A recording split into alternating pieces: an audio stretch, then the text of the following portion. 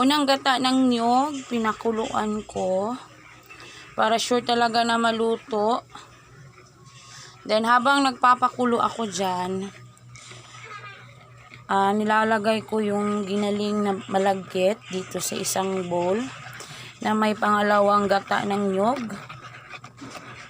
Nilagyan ko ng ube po, food color na ube. And then nilagyan ko ng vanilla. Tapos sugar brown. 1/2 to 1/2 tayo guys. If 1/2 yung malagkit nyo, 1/2 din yung ilalagay nyong sugar. Kung medyo nakukulangan kayo sa tamis, kayo nang bahala magdagdag. Pero sa akin, para sa akin, sakto na to.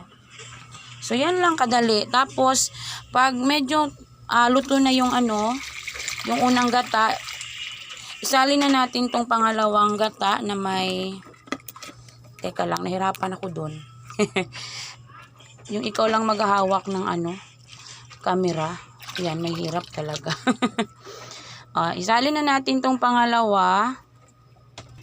Pagkatapos natin ilagay lahat ng mga ingredients, mekos-mekos na yan hanggang maluto or lumagkit siya ng lumagkit para maging kalamay.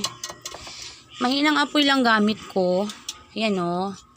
Mahina lang kasi nga madaling nasusunog yung pinakailalim, kaya kailangan nyo siyang imekos-mekos. Imekos-mekos natin yan. So mamaya abangan nyo guys pag naging kalamay na talaga siya.